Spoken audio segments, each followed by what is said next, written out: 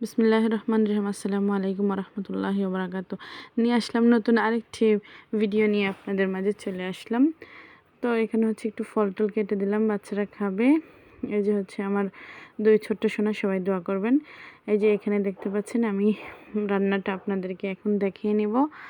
তো দেশ এবং দেশের বাইরে থেকে যারা আমার ভিডিওটা দেখছেন সবাইকে আমি ওয়েলকাম জানাচ্ছি আমার পেজে। অনেকদিনই হয়ে যাচ্ছে, অনেকেই পেজ থেকে অনেক সফলতাই পেয়ে গেছে। আমার এখনও কোনো খবর নাই।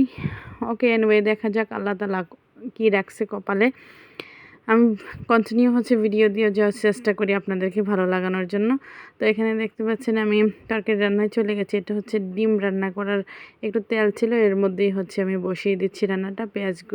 পেঁয়াজ কুচিগুলো অ্যাড করে নিয়েছি। তারপর হচ্ছে এখন আদা রসুন বাটা অ্যাড করে দিয়েছি, লাল মরিচের গুঁড়ো, ধনিয়া গুঁড়ো, হলুদ গুঁড়ো আর হচ্ছে লবণ পরিমাণ মতো দিয়ে, লবণটা হয়তো আগে দিয়েছি।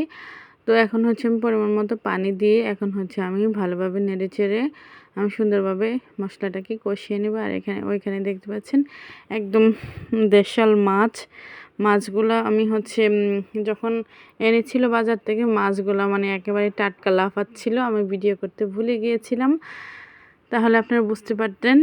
তো হচ্ছে আমি মাছগুলো হচ্ছে এখন কষিয়ে নিচ্ছি। এত ছোট মাছ ভেজে খেতে আমার কাছে মনে হয় যে ভালো হবে না, যার জন্য আমি কষিয়ে রান্না করছি। আমি মাছগুলো উঠিয়ে নিয়েছি। এখন হচ্ছে প্রসেস করে রাখা ফুলকপি হচ্ছে আগে হচ্ছে আমরা মূলত জাস্ট শীতের সিজনে আমরা পেতাম, এখন হচ্ছে সব সময় পাওয়া যায়।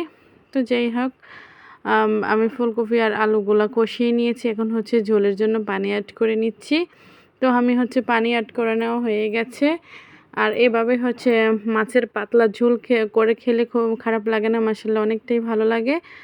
এখন হচ্ছে আমি কষিয়ে রাখা মাছগুলো হচ্ছে অ্যাড করে নিলাম। আর হচ্ছে লাস্টে আমি হচ্ছে জিরে গুঁড়ো এখানে অ্যাড করে নিয়েছি, পরিমাণ মতো জিরে গুঁড়ো।